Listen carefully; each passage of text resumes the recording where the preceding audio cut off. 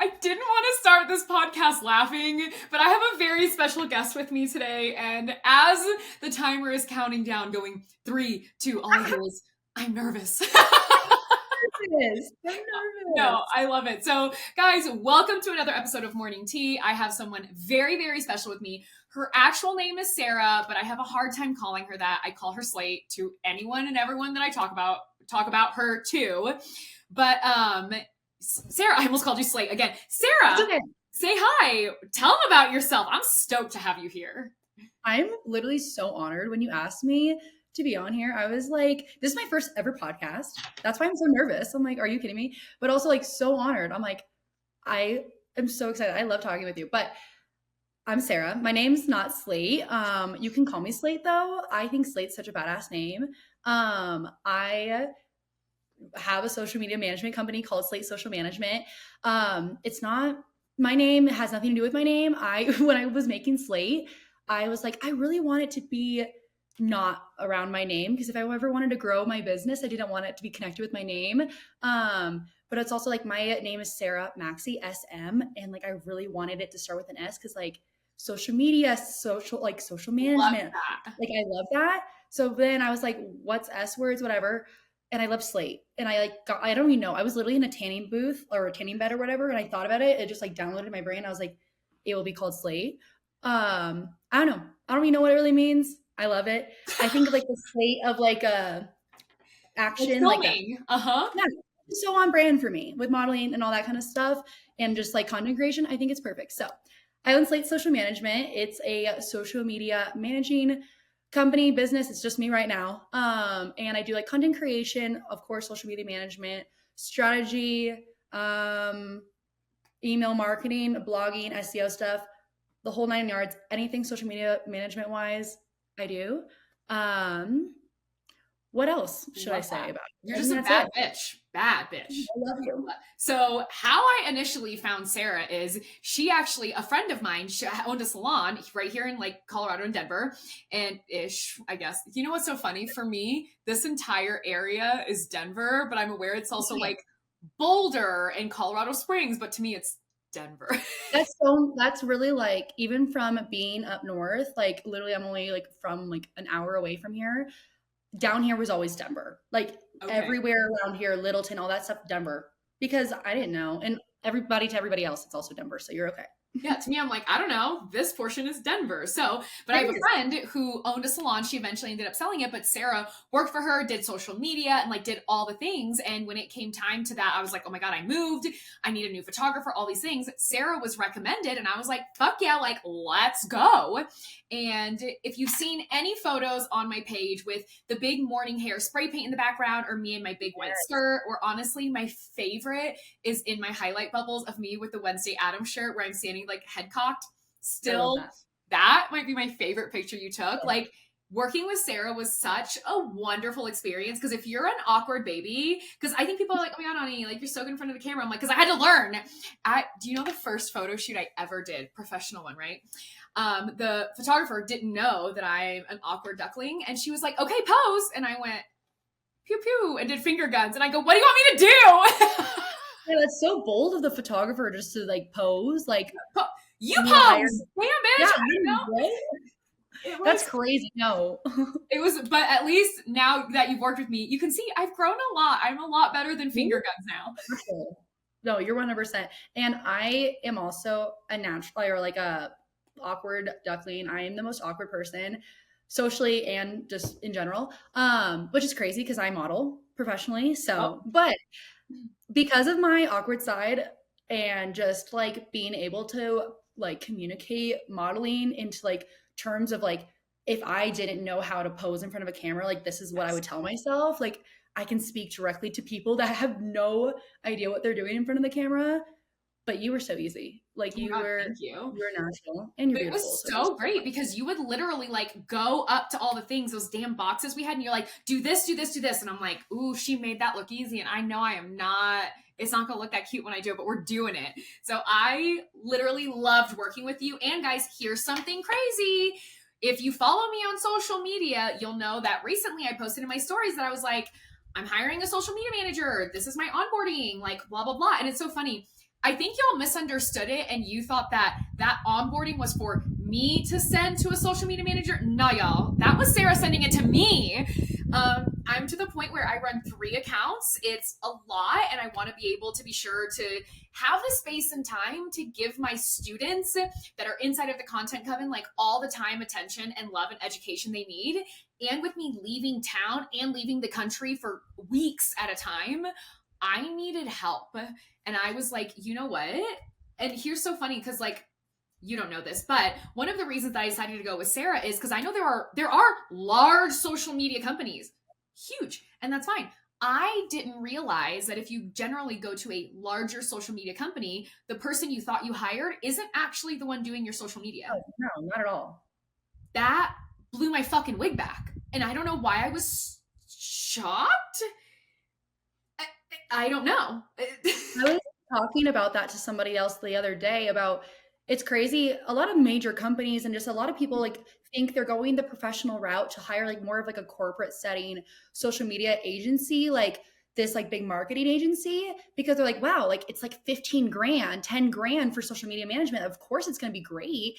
The thing is, it's the most generic, like no one gets to know your brand. Your content's being made by 15 other people. No one's like, not to like shit on them because I bet some of them are great, but just from my experience and what my clients have experienced, like it's the communication's not there, the relationship's not there, and you really have to know the person in the business and the brand to authentically like create content that shows their business, like how they would post and be their business basically. And being a huge company and like kind of corporate style doesn't really provide you that. So it's very cookie cutter, it's basic. Like you might as well just like get a Canva Pro account and make your own, like it literally is the same vibe. I love my Canva Pro account.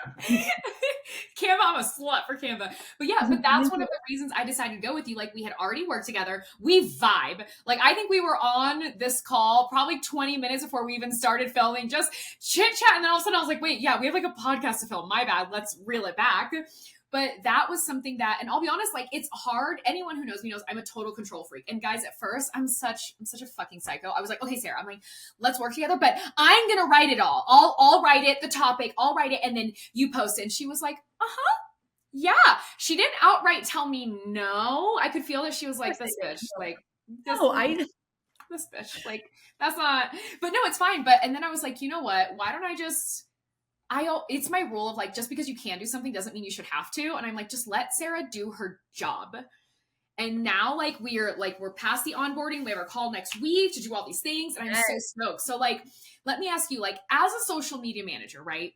What do you feel like is an inkling? What's like when someone's reaching the point to where they need to hire a social media manager? Because I feel like everyone says they're like, well, I can post, I can do it. I just don't have time or I'm just overwhelmed. So like, with your clients, I know you work with a lot of people, like what's the point that you've seen where it's like you're past the point you need to hire someone?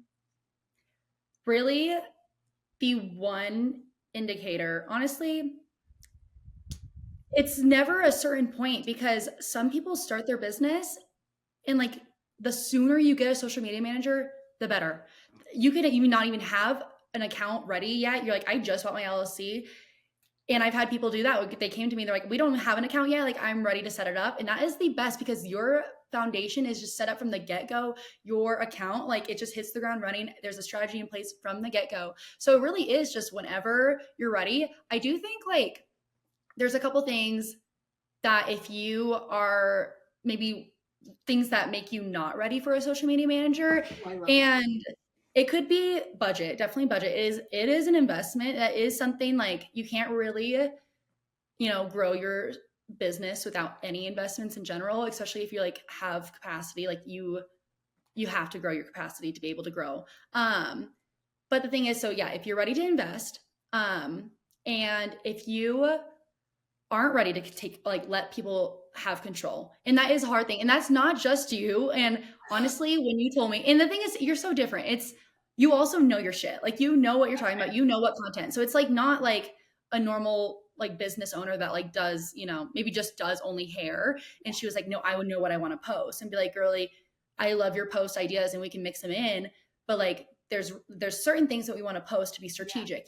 So for you, like Of course I was gonna let you write if that's what you, but I'm like, also, like, that's a lot of work, sister. Like, why are you hiring me?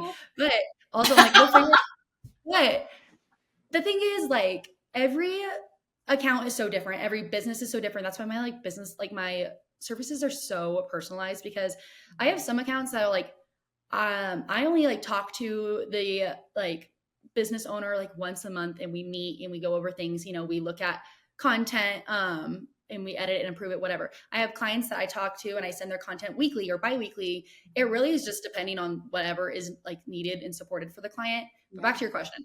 I definitely think if you are at a point in your business where, first of all, you're ready to grow, like, and obviously everybody wants to grow. You're never at a business point where you're like, nah, I think I'm good here. Like, I'm ready. I think I'm just going to stay at the bottom. Like, no one should be like that in that mindset. And even if you're like you're like, I'm doing great, I think this is like perfect. There's always room to grow, and widening your capacity so you can accept more in, or even just have more free time for things like, relaxing so you don't burn out. Literally. Or like focusing on other things or other business adventures, or, being at home more. I don't know. It is the whole freeing up your capacity that provides the most to my clients that I see, like, let alone my services and growing their business online. Yeah. The whole act of not having to worry, stress, figure out like how to get a post up, planning, all that time and energy and stress is taken off of them. And that is like the most freeing part for them. Yeah. So anytime that you're like, if you don't know what you're posting, you have no strategy behind what you're posting, you're just posting to post, you're like, it's 4 p.m. I already worked a 9-hour day. I have no juice left in my brain. I'm trying to drive home. I'm trying to make dinner. I need to go to bed. My brain is mush, but I need to get something up. And so you're just posting, you're staring at this post, maybe it's hair, and you're like, yeah, I have no idea what I'm going to caption this. I have no idea. And then you just draft it, or you never post, or you post something and it's just random and it's not strategic. There's no like purpose behind it. It's just posting to post because posting is going to grow your business. So being able to, outsource that, full-time, like I always tell people, social media is a full-time business. Social media management, full-time. It's my full-time. I know it's a full-time job because it's my full-time job. Same, so bro. Having a full-time job, especially you have like 19 full-time jobs. And then having social media on top of it, you can't do both effectively or long enough. You're going to burn out. Yes. Or you just won't be able to give your all for everything. So being able to like give it out and outsource it, and especially to someone who knows their shit. Like my full-time job is this. I actively keep up on what's going on. I actively keep up on like the algorithm, like what you should be posting. And I think like, yes, like that's so important. Do you know, I looked one time and I was so embarrassed to say this out loud, but you know how like those fucking iPhones, they're like, here's how much time you spent on the phone. I'm like, that's not my business. Like, don't tell me. And I looked generally, because I understand, even though it's so funny. I've always said I never want to be a social media manager. I like teaching people to understand social media, being able to grow their own content. I want to do that part. I will even write it all out. I don't want to put it together in post. For some reason, from the writing it to the posting it part, doing it for other people is literally not fun for me. And I know it sounds like, yeah, I don't want, that's not fun. I don't want to do this anymore. It's not fun. I want this part of it. So like that I think is great. And I also want to be clear to people, like, you can be good at social media and still hire someone else to do it. But oh no, yes. I just fucking lost my train of thought. What was I going to say? Okay. Let's backtrack. Maybe I gotta backtrack. Outsourcing, even though you're good at social media management, freeing up your capacity. Further than that.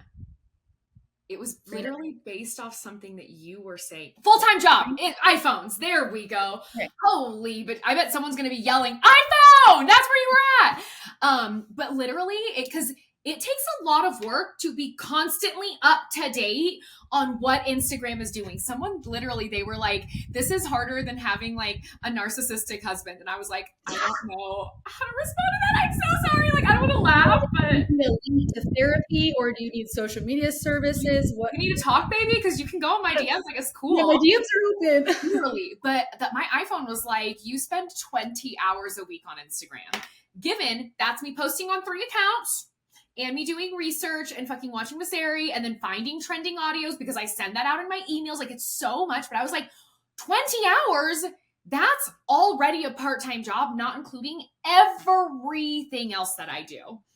And that's what I think people don't realize. Like, a lot of time can be saved if you get help. And you know what? I feel like some people, okay, how do I word this? I think some people, okay, you know, like when your brain works faster than your mouth does, that's where I'm at today. I'm always like that. ADHD. That's why I write chicken scratch, because my hand can't move fast enough. And that's why I send voice notes to you, because I can't type like faster. No, I get it. Okay, I don't think this is fair, but I think it's the reality of the situation. People look at followings, and from there they determine how good you are at your job. Like, honestly, and that sucks. Like, I know that to be true for a fact, and that sucks that that's a real thing, because I have seen some stylists that have 500 followers, and they are the most talented people I have ever seen. So although I don't think that following dictates skill, I know other people tend to think that way. So if someone were to straight up be like, Sarah, I'm thinking of hiring a manager because honestly, like, I just want to grow my following, so I'm taken a little more seriously. Like, is that stupid, or is that like, yeah, valid reason? I think it's a valid reason. I definitely do preach that followers don't mean everything. And it doesn't mean that what you just said is not true, because that's 100% true. And I do want to go back on that, because the whole like aesthetic and like the whole first impressions is a huge thing. So remind me to go back on that after this thought. But for the thing is, vanity metrics, it's a big thing. Yeah, 100%. When you see someone with 50,000 followers, your brain automatically thinks, well, so many people like them. Obviously, they have such value. They have such, like, they are an expert. They know their shit. Yeah, they know their shit. They're an expert. They have great content. Like, I'm automatically following them before I even look at their content, because I already know that they're obviously good at what they do or whatever. So you're already making that subconscious idea. But the thing is, you can't just come and be like, I want 10,000 followers right now, because like that's my goal. And I would tell you, sister, that's a great goal. I want to grow your account too. The thing is, we're not going to like, that's not the only goal we have, because that when we put that number like as our goal, that's where people buy followers, which if we want to get into that, we can, because I'll start cussing. Wait, buying followers. That nothing gives me a bigger ick. Your account, if you just want to throw it in the trash, I think that'd be more effective than buying followers. I was like, maybe buying followers is such a horrendous idea. Keep going. Back to followers. Okay, buying followers basically just throws your account in the trash. So how the algorithm works now, and back in like 2014, when people were starting to buy followers and it was like a new thing, we didn't understand, and the algorithm was a little different. Yeah. So like buying followers was just, you know, whatever. It was a thing because everybody just wanted the aesthetic. Everybody wanted to be, you know, it was Instagram. It wasn't a big deal. No one really was marketing their business on Instagram either. It was very personal accounts. Yes. So whatever. Flash forward 2014 or 2024, 10 years later. The algorithm is based off of, well, lots of things, but who engages with your content. So if bots are following you, and that's the only people that are following you are bots. First of all, bots don't engage with your content. You just have a number there and then no content. So first of all, if I ever go onto a page and you have 50,000 followers, but then you only have like maybe 2,000 views or even less, I'm like, ooh. Or 2 comments, to be honest. Like, look, I don't find it, if you are like, I have a little over 31,000 followers. If I only, let's say, get 10 comments, I'm not embarrassed because those 10 people are real. I don't think there is anything embarrassing at all about if you post and it doesn't get a lot of likes or comments or shares. To me, that's not embarrassing. But to see a reel where someone has, I've seen this, 1 million followers and Ew. their reel got 2,000 views with 3 comments, I'm like, you bought your following and I'm fucking embarrassed for you. That's embarrassing. But also, like, even if people don't figure that out, because I have friends that are like, hey, can you let me know if this person has fake followers? And I'm like, look at and I teach them, I'm like, look at their views. Just open who follows them and scroll down a little bit. And if you don't see one real person, there you go. No. And they've been getting a little bit more advanced where, you know, the followers look real or like, you know, whatever. The thing is, they don't engage with your content. So your views are going to be lower. And also, okay, so back to like the algorithm. Your algorithm is the algorithm is going to push your content to whoever interacts with your content, whoever your following is, like whoever is associated with your account. So if only bots are associated with your account and like only bots follow you, first of all, your target audience is out the window because obviously your target audiences aren't bots. So trying to hone in on who your target audience is and pushing your content to them, we're fucked because your content's not gonna be pushed to them. Yep. They're gonna be pushed to bots or, you know, fake followers or no one. So, and then you're not gonna have any engagement, which looks sketchy. Also, you're not getting your content pushed to the right people. So I'd rather, and I tell my clients this all the time, and this is the most important thing, and this always changes the perspective. I'd rather have 100 people, which honestly, 100 followers doesn't sound like much, but think of 100 people in a room. That's a lot of people. That's a lot. That's wonderful. I couldn't even fit that many people in my bedroom right now. 100 people who follow you. That's a lot of people. It doesn't look like that much compared to 10,000 or whatever. 100 people, but they follow you because they like your content. They might want to work with you. They engage with your content. They see your content as valuable. They're a part of your community, and they might be clients one day. Those 100 followers are so much more valuable. I'd rather have that 100 followers or even 50 followers compared to 10,000 followers who are fake, don't care about your content at all, who never gonna buy any of your product, be a client or whatever. They're useless. So I'd rather be embarrassed for a little bit and only have 50,000 or 50 followers, which is not even embarrassing. I think whatever, screw the vanity matrix. Fuck it. If you are embarrassed because you don't have that many followers, who cares? You would rather have 50 followers, 100 followers that really care about your content than 10,000 that don't give a shit at all, because that's not where you're going to get in a business. So we can have 10,000 followers and that can be our goal. The thing is, we're going to build it slow and with organic growth, which takes some time, and that's always hard. And patience is hard, but patience is a virtue. And we have to practice that, especially in organic growth. It takes some time. Yeah. My content from when I first posted, that's still getting I used to never get likes or whatever when I first started posting on Slate. You know, we started growing. That is still getting me views, posts. I see people commenting, liking, whatever, following from reels from a year ago today. So it's still growing, and I'm picking up the pace. My page has only been maybe a little over a year old, a couple months over a year old, and you know, I'm a little past 2,000 followers. And and it's that's not embarrassing that I don't have 10 grand yet. I don't know. I just think every single one of my followers follow me because they wanted to be on my page. And that is where the value is. Yes. And not only that, I think people need to remember, because and it's so funny because I've talked about this before where I used to think 30,000 was such a big account. And now that I'm there, I'm oh, I don't feel like that's that big anymore. But everything is perspective. But also I tell people I only had 1,000 followers at one point, and 2 years ago, I only had 4,000 followers, and now I'm sitting at over 31. Do you know what I mean? And that's why I tell people any account you look at that you're wow, they are so big. I can never, because I feel the catch up thing comes up quite a bit. I'm you don't have to catch up. You just have to do you. And that's the thing. And I always say, even if my account is not honestly, 31,000, I am so proud of that. You should be, dude. That is impressive. I'm so proud of you. It's been all organic. I have done no paid ads, which I'll be getting into that eventually for the stuff I have, but not right now. And but the cool part is, I feel my community is die hard. They are die hard me, and I'm die hard them. The amount of times that people will DM me, and I always respond, because my rule is, if you're taking the time to message me, I will always take the time to respond. I'm not a dick. But the fact that we always go, oh my God, I can't believe you actually did this. I can't believe you took the time to respond. And I'm that's mind blowing. Yeah, you're a part of my community. You're my bestie. Yeah, I always say they're my little ducklings. How could I not love you guys? Of course. Yes. But that's what I think is, social media is so tricky. I actually posted something today that I'm you're not exhausted by creating content. You're not frustrated with creating content. You're frustrated because you want validation from strangers. And that's what's frustrating about social media. That's the hard part. Yes. I literally just wrote a post that's going live this next week.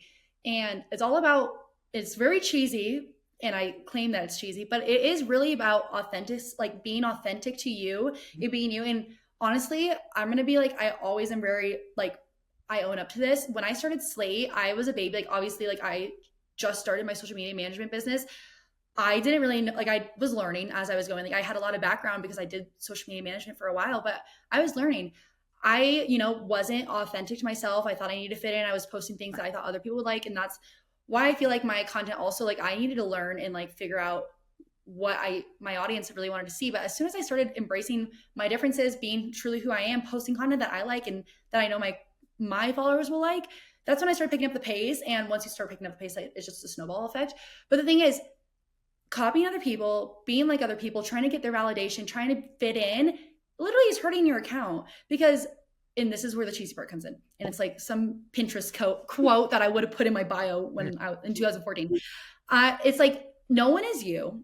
And like, that's your superpower. Like that's the best thing about your account is like, no one can be you. No one can authentically duplicate who you are. Yes. So being different, because there are so many social media managers, there's so many stylists, like there's so many people, but the thing is there's no one that's just like you. Mm-hmm. So being able to be super authentic and have that personality show through your content, that's where all your followers are just like you. And so we all vibe. It's a community. We all get each other. Like it's fun. And like, that's what they're there for. They're there for that authenticness, especially with your account. And we talked about this because I have always loved how authentic you are with your content and who, like, you can tell who you are, just through your content, which is like the best ever.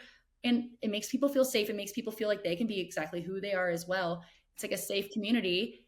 That's what draws people in. Like, first of all, your content's bomb. The thing is, they're like, oh my God, I feel seen, or I feel like this. I love this. Like, I act like this, or like, that's relatable, whatever. Now they're a part of your community. They love who you are. They love what you offer. They care about what you offer, and they like care about your content.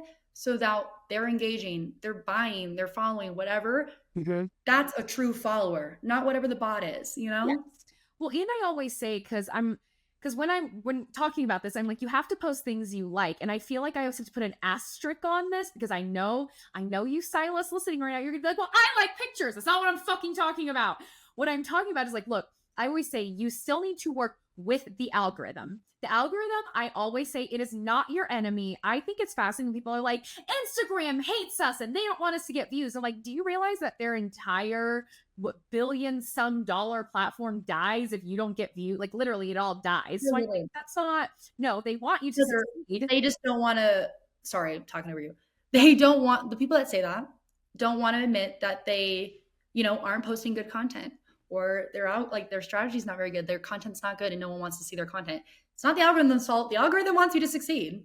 Also, like, the algorithm's not a person that just vetoes your post every time. That's not how it works. No, there are literal metrics that it looks like. So that's why I'm like, yes, post things you like, but you need to work with the algorithm. If you stand there and you're like, I don't want to make reels, I don't like them. With respect, get over it. Like, that's like the nicest way I can put it. I'm sorry. Reels are still the fastest, best, and easiest way to grow. Like, for example, I never, literally 0% of the time, watch any content on YouTube. I'm not a YouTube girl. I don't know why. But is this podcast going to be on YouTube? Yeah, because I'm still making content that I like, which is the podcast. This is fun for me. I love it. But I am making it in a way that even though I don't consume it in that aspect, other people who do can still watch and listen to it. So that's my thing. Even if you're like, because I hear the argument all the time, well, I didn't sign up to be a social media manager. I didn't sign up to do this. I don't want to be an influencer. Be a business owner? Like, because those are you want to have a successful business in this day and age, baby. That's just what you got to do. Yeah, you either got to fork up the time and the energy and all that stuff to be the social media manager. You got to fork up the money to hire one. Like, there's no in between, because it's non-negotiable now. Yes, and honestly, neither one are wrong. Either one that you choose is a wonderful option. Yes, yay, yeehaw. But arguing that my content isn't being pushed because Instagram sucks and the algorithm sucks, like, dude, I'm so sorry to tell you, but it's a you problem. And it's because you're fighting it so hard and like digging your feet in the ground and demanding that you not have to change when everything changes. We don't sorry, do you know when I started hair, the way that I got clients is I walked from house to house and business to business and dropped off cards or coupons. Bear in mind, y'all, I'm only 34. I'm not that old. This wasn't in 1800s. Like, but like that's 1800s. Can you imagine? Oh my God. I was already born last century. I don't need anything else. Okay. Yes. I was born in the 1990s. Same. I was there for 3 months. So Fuck you. I'm from the 1990s. But that's the thing, like people need to realize like the algorithm doesn't hate you. It's you have to post content that it's, you know what it is? This is going to sound so mean. So please bear with me. It's other people don't like your content. So the people watching it are not triggering the algorithm to say, hey, yo, share her shit because it's great. And it's not anything that I didn't want to say you're doing something wrong. It's just there are little things that need to be jigged and adjusted in order to work with the algorithm. And that's the thing. Yes. Like, I'm not hiring Sarah because I don't know how to do that. I know how to do that. And I think I'm very fucking good at it. But it's obviously are. Look at your page. Yeah, like proof is in the pudding, baby. It's a time machine now. It's like it's with me going to Australia in oh my goodness, a month and a half now. Like I have to do, like I need someone to handle a part of my business just in the same way my admin does to make sure that a step is not missed. Like, yes, that's why people hire social media managers. And I get it. Yeah, it can feel really expensive. I actually think your prices are like really fucking fair. I didn't feel like I was being ripped off, and that's a nice feeling. No, literally. And yeah, and it was hard to price my stuff because there are some people that price $500, which that's literally when I started. My first package was $500. And because I didn't know, and also like I was starting out, whatever. I have forgiveness and I love that girl. Which I want to go back to also after I talk about this. But there's some people that charge, so much money, and which honestly, whatever you charge, go for it. Like, I'm proud of you. Like if you charge 10 grand, hell yeah. Like I'm so proud of you. The thing is, I did a really hard, long, look inward and like just what I wanted for my business.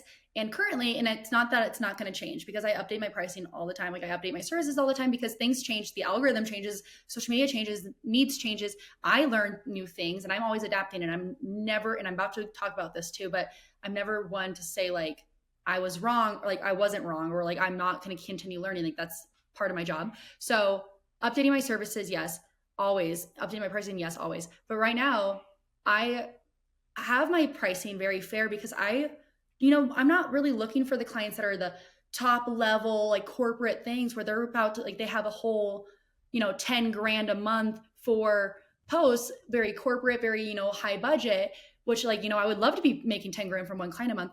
Thing is, first of all, they're probably looking for someone to be a part of their team, and that's not me. But also I love working with like smaller businesses, but also like helping those people that don't have that high of like a budget to get them to the point where they can invest a little bit more. And I have other like packages, and we can add on services to grow more and more and more. So it's kind of a ladder, and I want to be able to be accessible for those like businesses where it's not like like I can't afford that, like that's out of my reach. Like there's also, if you can't afford social media management, I also have little stepping stones that can get you there and still offer support. And that's a really like, I don't know, that's also always been something that I wanted for my business because I've been there. Like I was the business that was starting out too.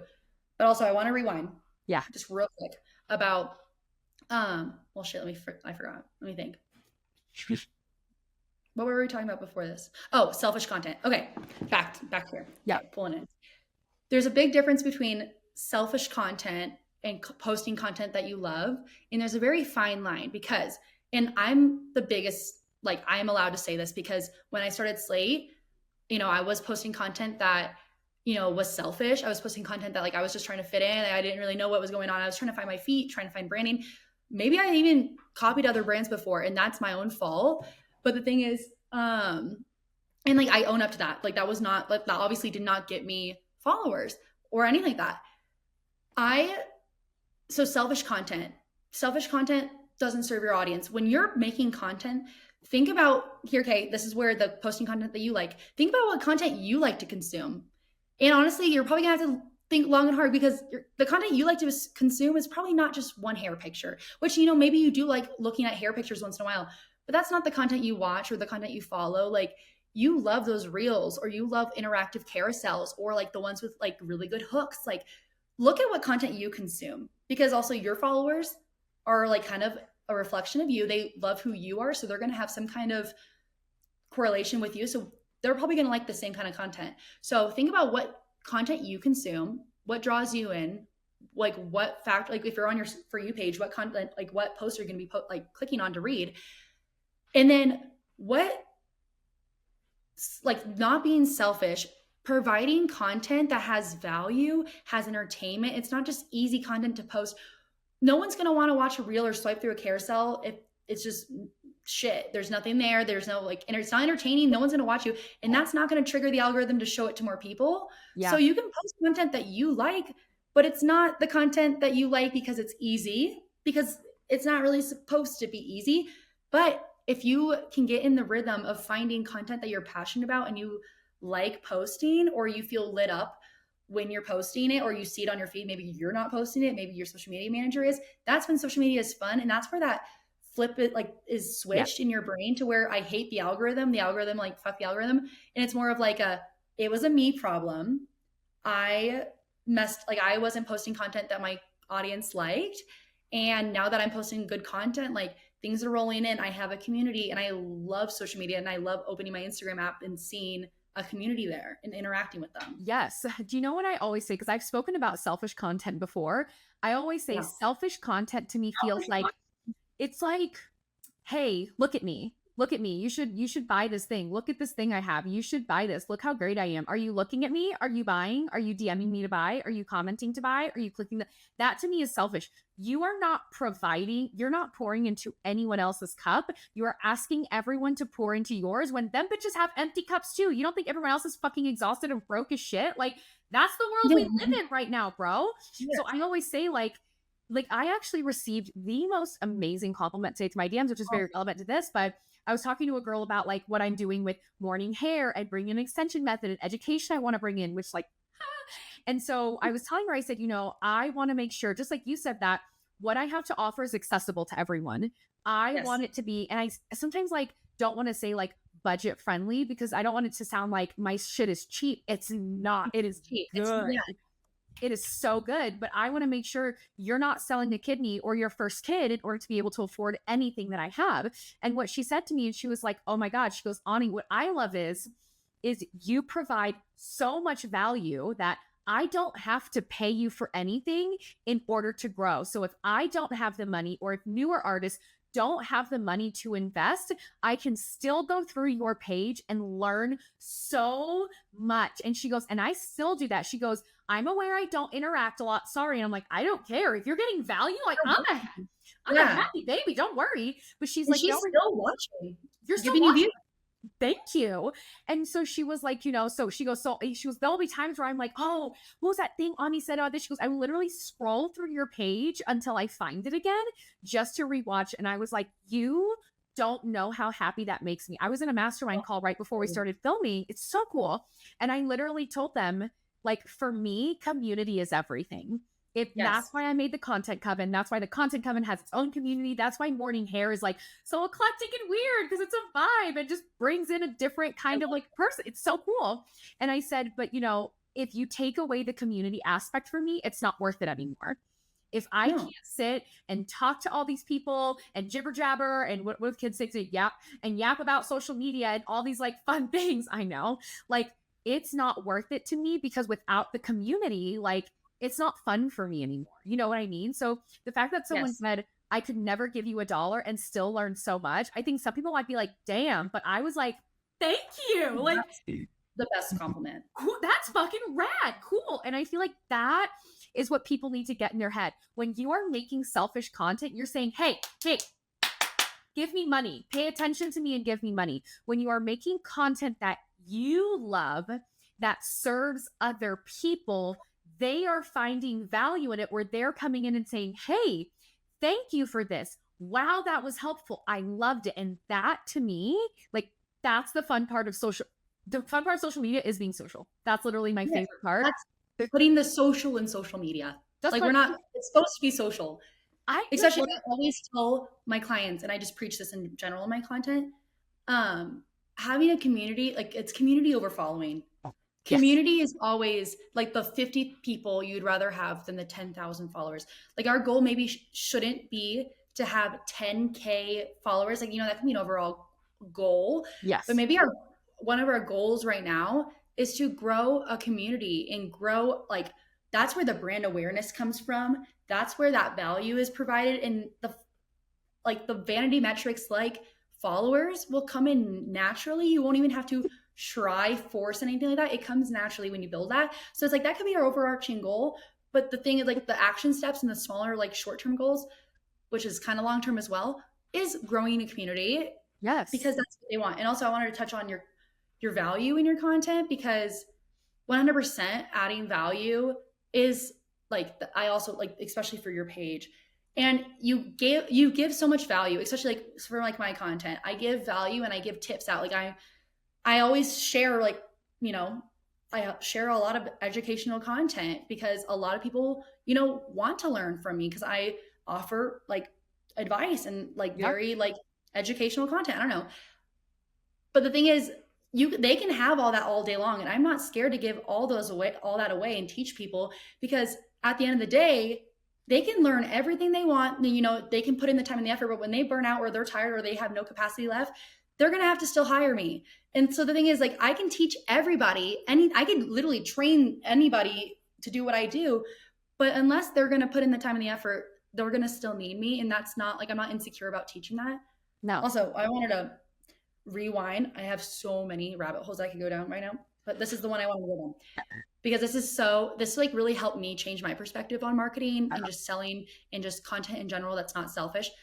And I think about when I'm like on TikTok or Instagram and I see a post, I'm never buying, the times I pressed like add to cart, let's say like a hairbrush. Yeah. I've never, added a hairbrush to my cart because someone said, buy this hairbrush. This is my hairbrush I'm selling, buy it.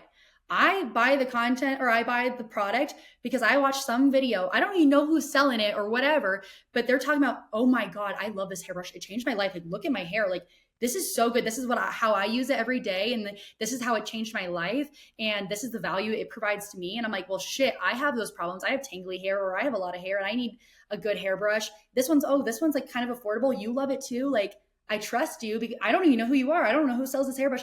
Adding it to cart though. And that's where people buy your content. So it's not like you don't have to just be salesy. Have fun with it and show the value. Show why you love it. Show why you're in love, like, with your services, the value your services provide, the problem, like the solution it provides to the problem. And that's when people buy, because no one has the money just to be like, okay, you told me to buy it, I guess I'll buy it. Why would they do that? And I also want to be clear. First off, I've never heard it said that way. And I love that. I didn't buy the hairbrush because you told me to buy it. I bought it because I trusted you because you loved it. And I needed a damn hairbrush. Like, that, you're like, I don't even need it, but it's fine. You know how many hairbrushes there are in this world? Like, same with social media managers, same with hairstylists. Like, there's a lot to choose from. So you have to be like clear on which one. Like, I'm the hairbrush you need. This is the hairbrush you need. Sure. No other hairbrushes compare. Yeah, well, and to be clear, for anyone thinking like, but if I could just build my following, then followers do not equal sales.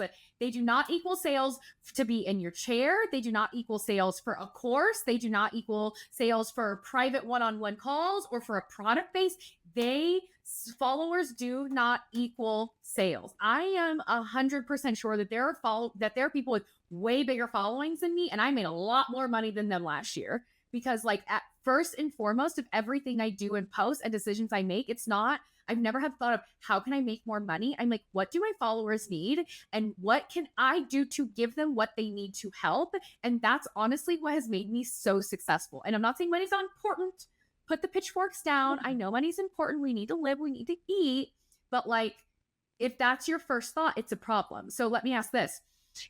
If you were to give someone one piece of advice, like, we're wrapping up, like, what is the one thing that whether they're ready for a social media manager or whether they're not with social media, what is like the biggest piece of advice that you would give them?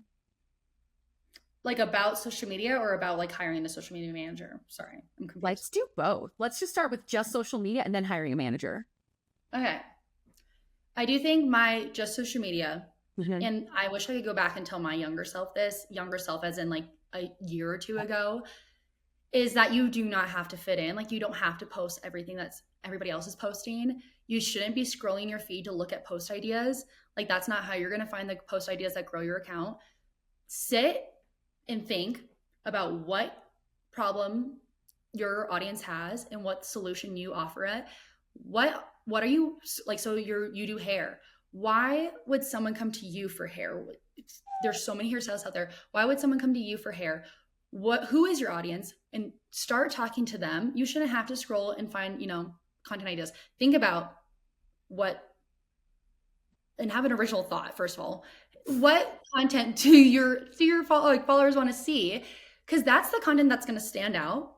No one wants, everybody copying each other, because no one's going to remember who.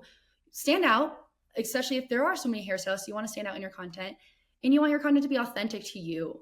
Mm-hmm. And that's your superpower, is being just you, and that's your brand. So really lean in on being authentic to that. And if I did that a lot earlier, I would, my content would have started my page would have started growing a lot earlier. But I was nervous, and it's scary just to be vulnerable and show who you are. But the thing is, if someone doesn't like your content or like you for who you are, they're not your dream client. They're not your audience. Like, they're not supposed to be a part of your community. Okay, whatever, go on. So be vulnerable, be authentic, and be original, and post original content. Mm-hmm. That's my one advice for social media in general. Is that a good one, or doesn't that offer even?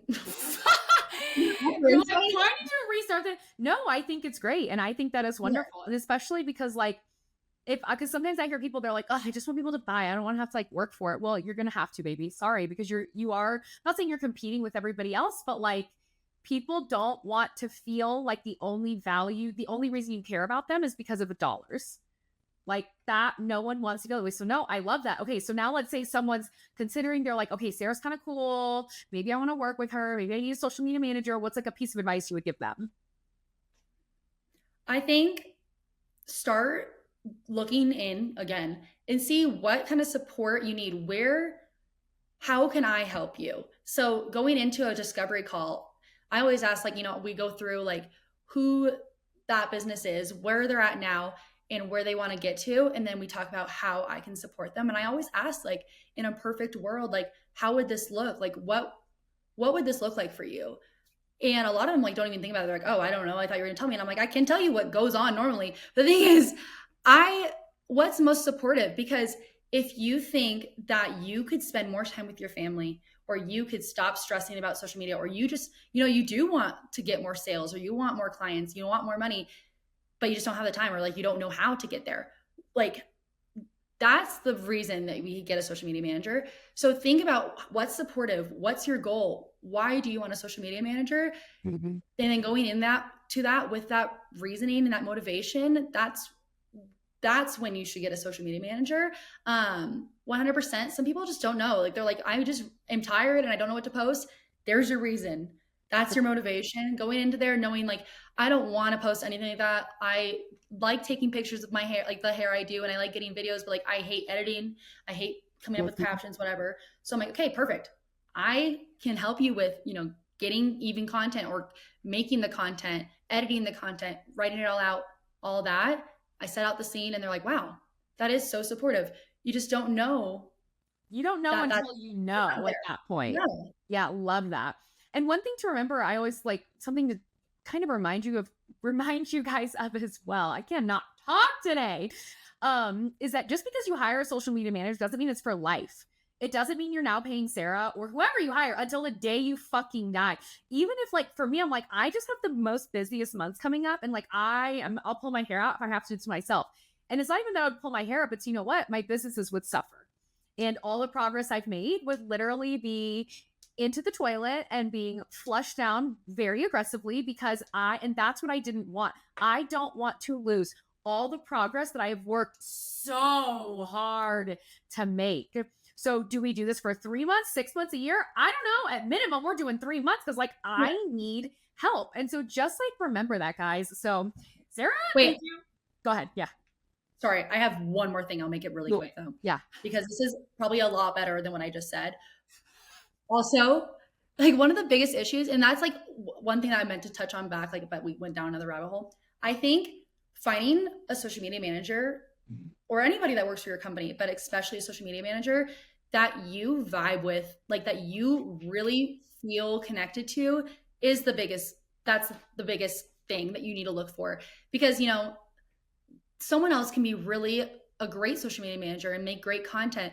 The thing is, if you guys don't vibe, you can't, like, your social media manager doesn't understand your business like you do. They don't understand how your mind works. They don't understand, you know, your customer. Like, I only take on clients that I understand their vision. I understand who they are. I understand what their brand is. I understand what their goals are, because as a social media manager, I kind of have to crawl inside their brain and make the content like that they think of, because I'm not the business owner, I'm not the consumer, but I have to kind of play both parts. So finding a like social media manager that you vibe with, you feel connected to, like you really got, like you guys speak the same language, is the most crucial step in it. Because if you guys are speaking different languages, don't really understand each other, kind of like weird with each other, or I don't know, just don't vibe, the content's not gonna be as good. It's gonna look like you have a social media manager. It's not gonna look like, oh, Ani just started posting way more and her content's good. You don't want that. You want like someone that like it looks good. You don't want someone that's like, oh, they hired a social media manager. It should still look like you, but just that you're posting more. That's it. Yeah, might as well just get ChatGPT at that point if it's gonna look like that. So you just want someone that looks like you're posting more. Exactly. So that was my last tip.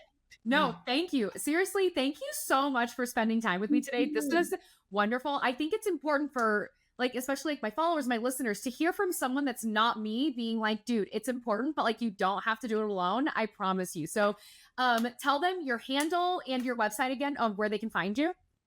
Yeah, so you can go over to Slate Social. It's SLATE, Social Management. Did I spell that right? Yeah, SLATE, Social Management, MGMT is my username. All my stuff's in there. My like links to everything like that is in my bio.